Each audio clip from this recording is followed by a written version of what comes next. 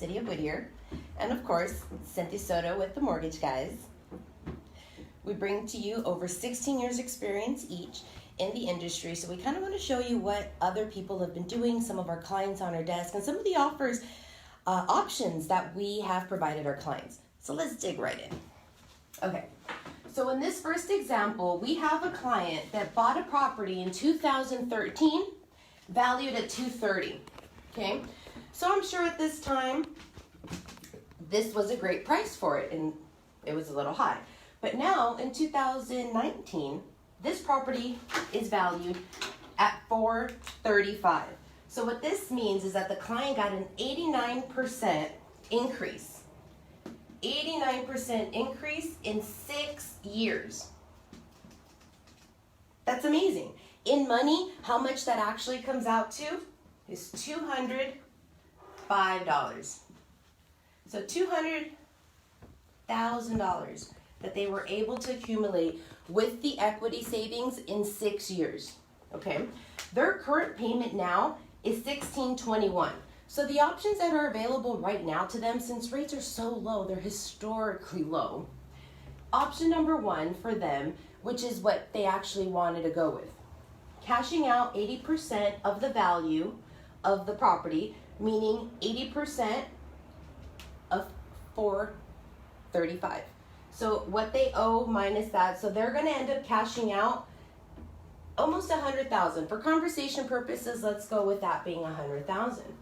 Their new payment on that mortgage will be $1,945. So they're gonna cash out $100,000 and go from $1,621 to $1,945. So the increase is only what, a couple hundred, right? Yeah. To take out that money in monthly payment, the increase is only a couple hundred. Go ahead. But I know that this particular property can be rented out in their area conservatively for $2,150 a month. Okay? So they can rent this property. So this automatically gives them cash flow. So these clients are doing a great job in using the equity, using the 5 economic benefits of real estate. And let's remind us of what they are. The first economic benefit is appreciation. Okay, appreciation is what happened here. They have $200,000 in appreciation in 6 years. The second economic benefit is going to be cash flow, which they just proven that they can have here. So now they're going to have a rental property. Third economic benefit is leverage, which they're doing. They're leveraging their property, getting the money. Okay, mortgage pay down. So we're gonna have a mortgage, excuse my writing guys, I really should have been a doctor. Pay down. So what the mortgage pay down means is the renters, this person that's going to be renting it for $2,150 is going to be making the payment of $1,945 for them to the mortgage company, and they're gonna be able to exercise all of these 5 economic benefits on both properties. And of course, the 5th economic benefit, let me move your huge trophy there. Your tax benefits. Tax benefits are huge. You have the depreciation, you get the tax write-off, you have so many benefits. So their new payment of $1,945 after all of the economic benefits, plus having somebody else pay for them, they're actually going to have a bigger positive than this, okay? So let's say, what are they going to do with the $100,000 that they took out of their property? Because now they're renting it. Well, when you take that much money out, you definitely want to get with a real estate professional. You want to get with somebody like Fernando that will not just sell you a home, but explain to you why we're buying the home, you know, what offers are out there available, and what you can actually do with that money. Run like a series of scenarios almost, so you can see what benefits you, what goes with your family at that time. So that's why I love working with Fernando. He provides options for clients, and then they get to decide powerfully what they want to choose and what they want their life to look like. So I love that. So in this case, let's get a new color. They're going to have $100,000 to put down. So they could buy a property that's $500,000, put 20% down. They don't have to worry about tax as far as the mortgage insurance. There's no extra payment. And the new payment on $500,000 with their 20% down will be $25.48. With all of their tax benefits, they're going to be able to afford this, and they'll see after when they do their taxes, they will see that $25.48 actually is going to come out closer to about $2,100 or something like that. But you got to talk to CPA on that. Now these clients are well on their way. They've looked at all of the economic benefits. They're taking advantage of the market. They're taking advantage of everything fully and bettering themselves, their situation. Now they have the move up, they have more room, because this particular family needs an extra bathroom and a bedroom. They have a growing family. So this definitely helped, but if they wouldn't have taken the leap of faith, let's say, in 2013, they wouldn't be here. Now, for some of you that are thinking, okay, well, it's not 2013, values are up, equities are high, I could never do this. That's not true, because now we have a different scenario that I'm just going to go ahead and remove most of this here. The other scenario that we have is a client that bought in 2017, and they bought the property. Get rid of some of these notes here. Don't really need all those, right? So they bought for $290. Okay, valued today, 2019. This appraisal happened, let's say, 30 days ago. $360 valued. 2 years, guys. 2 years, this couple has saved $70,000 while keeping a roof over their head and starting to exercise the 5 economic benefits of real estate. This is what we want to share with you. We'd love to get a little bit more detailed, show you what your particular situation looks like and what options might be available to you. So please give us a call. Fernando or myself would love to take the time, sit down with you, and work out a game plan for you and your family. What did I miss? I was trying to keep it short, not like our last live that was an hour, right? Yeah. So I want to ask you a couple quick questions. Sure. What is best, a home equity loan or a home equity line of credit? A home equity loan or a line of credit? Yeah. It depends what the clients want to do. The equity line and the equity credits, they work the same and different. Those are actually compound interest. So what they're doing is they're going to take an equity line of credit. Let's say they have a great interest rate. They have like a 3.5. They don't want to touch it. They get an equity line. They could do something like that, still tap out the money in order to buy something else. We just want to make sure that the math makes sense, where the payments are actually going to be more reasonable than refinancing and doing one big loan. So we always want to look at the numbers, because math doesn't lie. Okay, so just look at the numbers, right? And what happens if my appraisal comes in low? Couple things. That's a big question, believe it or not. Okay, if the appraisal comes in low, before we actually do the loan, we have appraisers that we do work with. We look at the market, we look at what's been sold, comparables in the area, because we don't want to have an appraisal cut. If the value does get cut, let's say we took all the measures and it just happened, one of two actions will happen. The first action will be, we look at the report, make sure that there's no discrepancies in the report, that they used comps. The comps need to be sometimes 3 to 6 months old. We look at the NMLS to see what the current sales are. So we want to make sure that they use the right comparables and the right distance. If there is a discrepancy, we're able to provide our own comparables, which we think that should be taken into consideration for value. At that point, the appraisal will rebuttal. In my experience, it is a little hard to have them rebuttal fully for what we want. But if the value does get cut, then we just have to work with that, look at what the options are, what the numbers will look like, if it still will work for their game plan going forward. Or maybe we might want to get another appraisal, maybe wait a few months. So it's not a yes or, it's not a clear answer, but there's a series of actions that will happen. Great. And then I think you already touched these. How do I cash out equity in my home? How does a cash out refinance work? What do home equity loans look for? Okay, cash out equity loans, what they look for is kind of like what they look for in any loan. They look for the ability for you to be able to pay back. And luckily, because there's so much equity in the property, you actually become a higher contender in the sense of the property you have more skin in the game.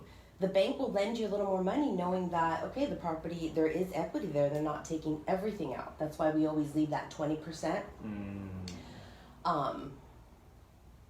But they look for credit. They want to make sure that you have, I would say 660 FICOs and above to get best pricing. We can work with different types of scenarios, but since we're entering kind of like an investor world in a sense, because now we want to own multiple properties and be landlords, so we want to look at maybe like a 660 FICO score. We look at the last 2 years of income and just get them qualified like we would on a regular loan. They're not any more challenging or any less challenging. Perfect. Are equity loans a good idea? When can you cash out refinance? Equity loans can be a good idea. Like I mentioned, it's going to be based on the math. If the numbers work, then yes, we go that route. Because rates are so historically low right now, it may or may not be in your best interest because we could actually combine both loans or take money out and have a better rate and have a better payment than an equity line.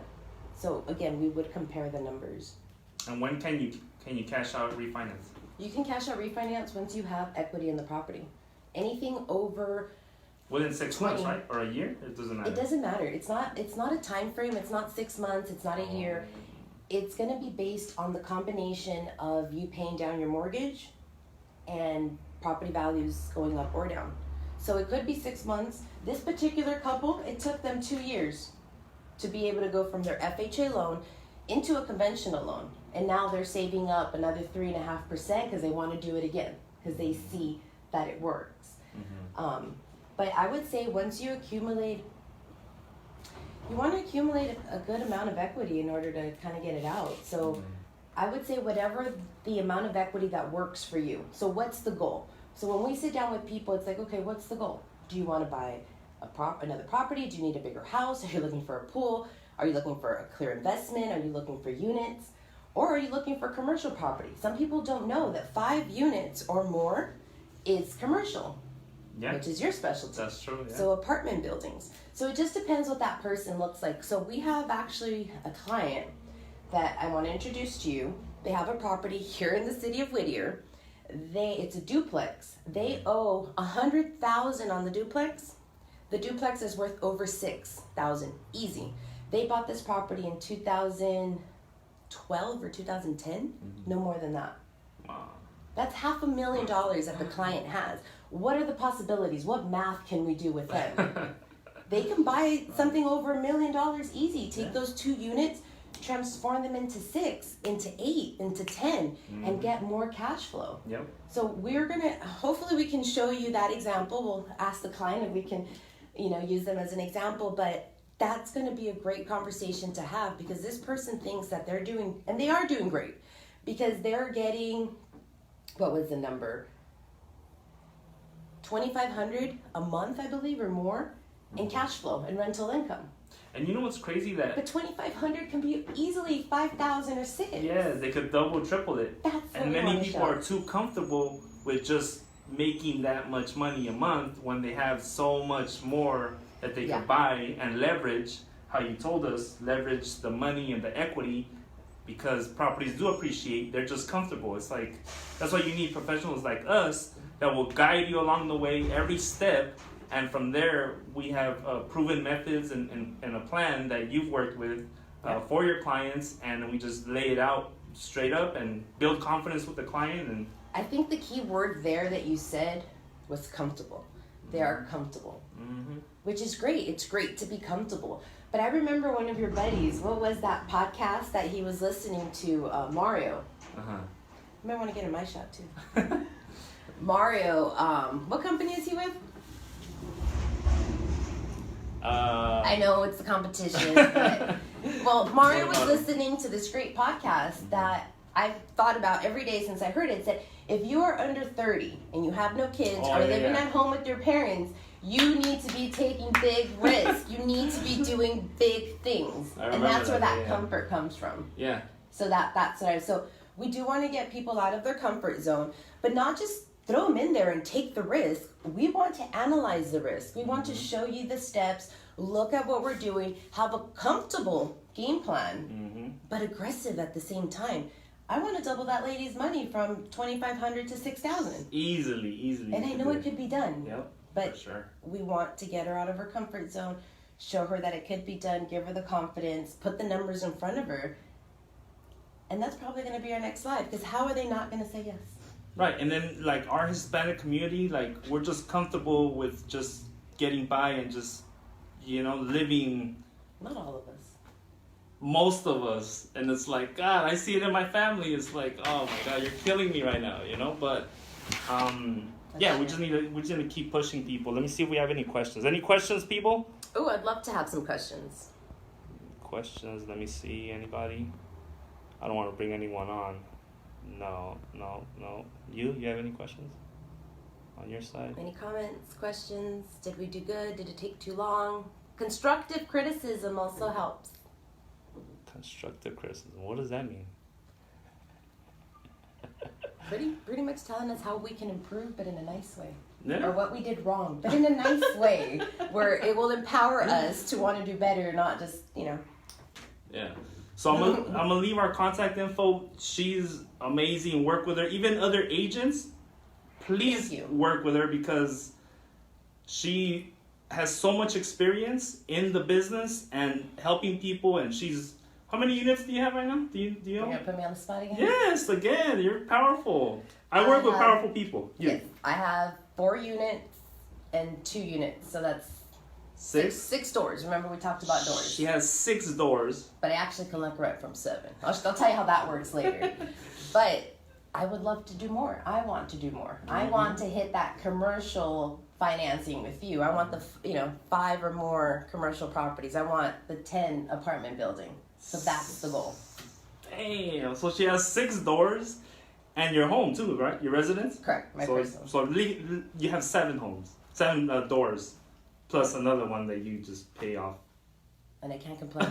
I can't complain. I love to share, my story with others, because I bought them with no money. If you remember my story, I went FHA, 203K. I used every product available to me, and I'm glad I did, because it helped me build that ladder. And I want to help others build that ladder and show them the path.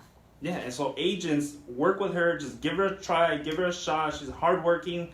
She has a ton of knowledge. She has more units and doors than all of us combined, right? Most of us combined.